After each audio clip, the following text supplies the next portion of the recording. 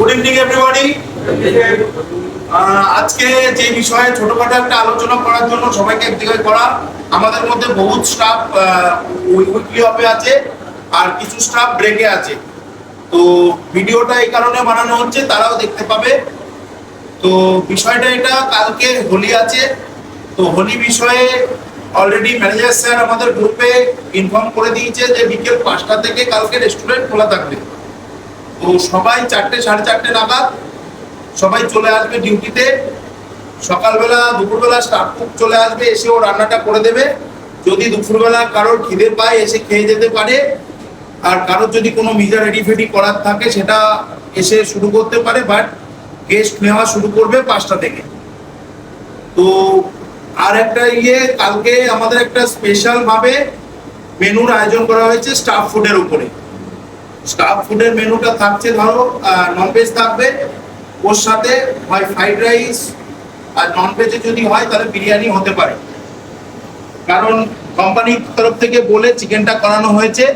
আর যে রাইস বা বিরিয়ানির যেটা আমাদের যে ওয়েস্টেজ তেল ছিল, ওয়েস্টেজ তেলটা বিক্রি করার যে পয়সাটা বেঁচেছিল, ওই পয়সার মধ্যে দুটো জোর করে আর কি ওই পয়সার মধ্যে অ্যাডজাস্টমেন্টটা হবে অল স্টাফের। এই একটা বিষয় গেল। কালকে আমাদের স্পেশাল একটা মেনু থাকছে স্টাফদের। আর নতুন মেনু, সামার স্পেশাল মেনু এসছে। নতুন মেনুতে এই যে নতুন মেনুটা এসছে, নতুন মেনুটা সবাই একবার দেখে নেবে। সব ডিপার্টমেন্ট থেকেই দুটো একটা করে আইটেম আছে। যেমন কোয়ান্টি ডিপার্টমেন্ট থেকে থাকছে সিজার স্যালাড, ফেটা খাও বেটা, আর আভাকাডো গ্লুকোমাল উইথ চিপস থাকছে। আরেকটা থাকছে ওয়াটারমেলন লাজাগানে। এই 4টে আইটেম কোয়ান্টি থেকে থাকছে। ইন্ডিয়ান ডিপার্টমেন্ট থেকে থাকছে ক্রিসপি জ্যাকফ্রুট টিক্কি, আর থাকছে মশলাদার কাঁঠাল কি সবজি ইন্ডিয়ান থেকে থাকছে। ইন্ডিয়ান জ্যাকফ্রুট বিরিয়ানি থাকছে। আর তন্দুর থেকে থাকছে লেমন গ্রাস পনির টিক্কা, জ্যাকফ্রুট শিক কাবাব। চাইনিজ থেকে থাকছে জ্যাকফ্রুট 65 পাত্থাই নুডলস, সিঙ্গাপুরি গ্লাস নুডলস। ইন্ডিয়ান আর তন্দুর মিলিয়ে একটা আইটেম থাকছে, যেটা হলো স্লাইডার, মিনি কুলচা স্লাইডার। কোয়ান্টি থেকে স্যুপ অ্যাড করা হয়েছে। গেস্টের ব্রোকলি স্যুপটা মানে খুব পছন্দ ছিল, ওটা সিজনাল হিসেবে দেওয়া হয়েছিল। তো গেস্ট বারবার ওই স্যুপটা আবার চাইছে, তো যার কারণে গেস্ট রিকোয়েস্টের কারণে ওই স্যুপটা আবার অ্যাড করা হয়েছে সামার স্পেশাল মেনুতে। সবাই একবার মেনুটা দেখে নেবে। কারোর কোনো ডাউট, কোনো সমস্যা থাকলে এসে আমার সাথে সোজা কথা বলতে পারো। একটা স্পেশাল মানে রিকোয়েস্টের ওপরে একটা মেনু আছে, পুরোপুরি ইন্ডিয়ান আর তন্দুর, আর কোয়ান্টিটি দুটো আইটেম। তো আমি কাউকে ডিস্টার্ব করব না। অন্তত তন্দুর সেকশন থেকে একটা ছেলে আমার সকালবেলা লাগবে, যে এসে আমার সাথে হেল্প করবে। আমি আসবো ইন্ডিয়ান সেকশন থেকে একটা ছেলে নেব, নিয়ে সকালের এই কাজটা আমি করে দেবো। এখানে শেষ করছি। এবার বাকি অল স্টাফ, তোমাদের যদি কোনো বক্তব্য থাকে সেটা রাখতে পারো। কারোর কোনো সমস্যা, কোনো বক্তব্য আছে? কারোর কোনো বক্তব্য? বক্তব্য আছে। ওইটাই আমি এটাই বলতে চাইছি। কিচেনে হইচই চেঁচামেচিটা অত্যাধিক হচ্ছে, এতে আমার কার কি অসুবিধা হচ্ছে জানি না, বাট আমার প্রচুর অসুবিধা হচ্ছে। ঠিক আছে, প্রচুর অসুবিধা হচ্ছে, হইচই চেঁচামেচি প্রচুর হচ্ছে কিন্তু কিচেনে। আর একটা জিনিস, প্রত্যেকে পার্সোনাল হাইজিনটা একটু মেনটেন করতে বলো। আর সবজি আসলে, সবজি নেওয়ার বেলায় সবাই আছে, কিন্তু সবজিটা পচছে কি সবজিটা ওয়েস্টেজ হচ্ছে এটা দেখার বেলায় কিন্তু কেউ নেই, 2-1 ছাড়া। প্রত্যেককে বলো যার যার সবজি ঠিক মতো নিতে।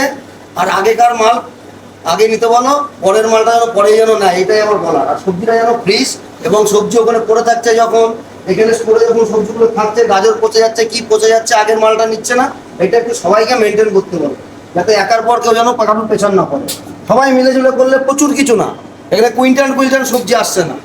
সবাই যদি দেখে আধা ঘন্টাও লাগবে না দেখতে। এটাই আমার বলার, আর কিছু না।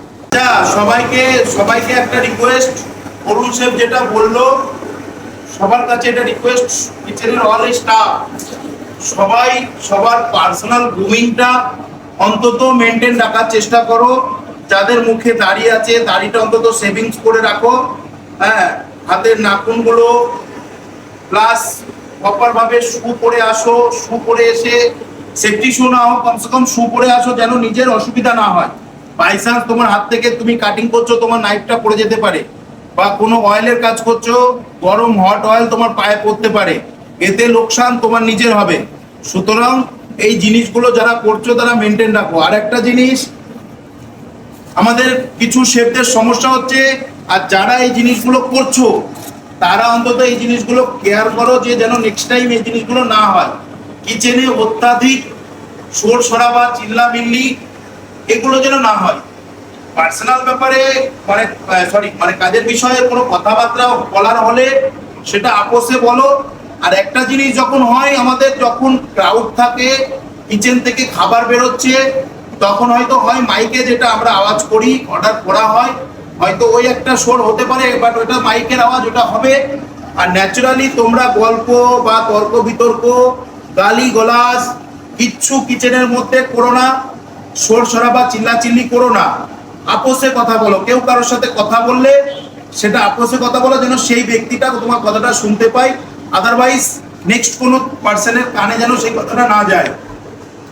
আরেকটা কথা, সকালবেলা মর্নিং এ যাদের ডিউটি থাকছে, অন্তত সেই শেফদের কাছে আমার রিকোয়েস্ট এটা, যে মার্কেট যখন আসছে, আমাদের স্টোর ম্যান যখন মার্কেটটা রিসিভ করছে, ওয়েট করে নিচ্ছে, মার্কেট আমাদের প্রপার গ্রুপে দেওয়া হয়, সেই গ্রুপে কম বেশি সবাই সব স্টাফ আছে।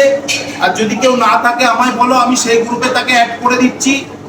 অন্তত মার্কেটের লিস্টগুলো দেখে, মালগুলো মিলে, কোনো একটা সিনিয়র পার্সন কোনো একটা ডিপার্টমেন্ট থেকে আগে এসে কোনো জুনিয়র স্টাফদেরকে নিয়ে সেই মালগুলোকে অন্তত রিসিভ করে, স্টোরের হাত থেকে রিসিভ করে প্রপার ফ্রিজ মেনটেন করে রাখা, মাল চেক করে নেওয়া যে কোন মালটা ভালো এলো খারাপ এলো, সঙ্গে সঙ্গে আমাকে ইনফর্ম করো, আমি সেই মালটা এক্সচেঞ্জ করাবো।